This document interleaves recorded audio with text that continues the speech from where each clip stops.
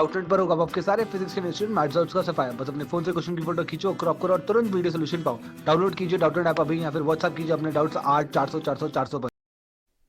So in this question, it is given that a heavy stone is thrown from a cliff of height h in a given direction. The speed with which it hits the ground, option A is must depend on the speed of projection, must be larger than the speed of projection, must be independent of speed of projection and may be smaller than the speed of projection. ठीक है, तो देखो let's say ये हमारी Cliff है।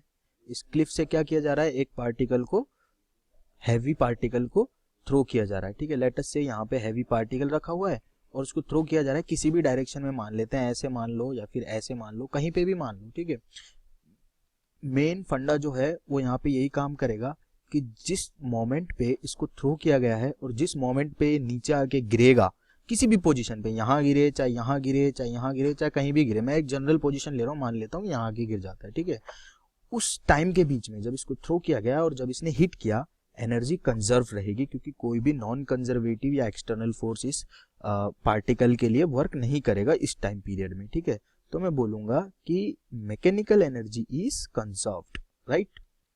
Mechanical energy is conserved. जब mechanical energy conserve है तो इसका मतलब क्या है कि इनिशियल काइनेटिक एनर्जी और इनिशियल पोटेंशियल एनर्जी का सम है वो फाइनल काइनेटिक एनर्जी और फाइनल पोटेंशियल एनर्जी के सम के बराबर होगा।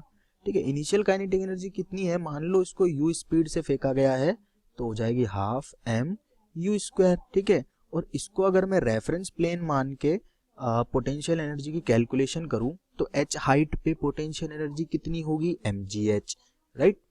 अब मान लेता हूं कि ये पार्टिकल टकराता है सरफेस को v स्पीड से, तो इसकी kinetic energy when it hits the ground is half mv square, और जब ये रेफरेंस प्लेन पे वापस आ गया है तो इसकी पोटेंशियल एनर्जी हो गई 0।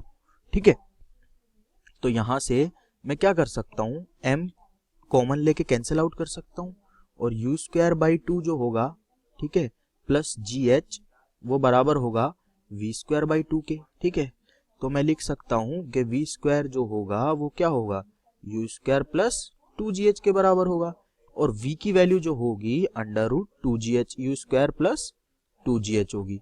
यानी कि जो पार्टिकल है वो किस पे डिपेंड कर रही है, पार्टिकल की स्पीड है जब ये ग्राउंड को हिट करेगा वो किस पे डिपेंड कर रहा है, स्पीड जिससे इसको प्रोजेक्ट किया गया है और हाइट जहां से इसको प्रोजेक्ट किया गया है। ठीक है, और स्पीड की जो वैल्यू है जब ये हिट कर रहा है ग्राउंड को वो इनिशियल स्पीड यानी कि प्रोजेक्शन स्पीड से ज्यादा है, v is greater than u, ये यहां से पता चल रहा है हमें।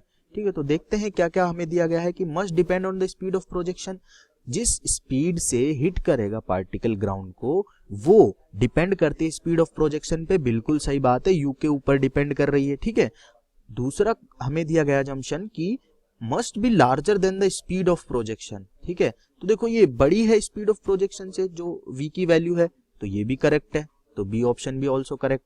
Must be independent of speed of projection, जब डिपेंड कर गई स्पीड ऑफ प्रोजेक्शन पे तो इंडिपेंडेंट तो हो नहीं सकती, तो ये गलत हो गया। और may be smaller than the speed of projection, जब वो ज्यादा हो गई स्पीड ऑफ प्रोजेक्शन से तो छोटी नहीं हो सकती, तो ये भी गलत हो गया। तो A and B are the correct option.